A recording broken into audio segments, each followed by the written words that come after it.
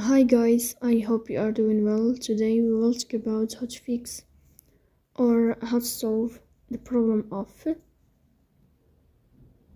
quality on Candy Crush Saga. You will click on settings. Here you will click on apps, default apps, app settings. In this list you will search about Candy Crush Saga.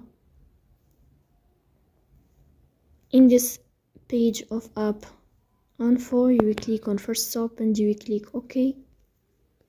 Here you will enter to the window of storage.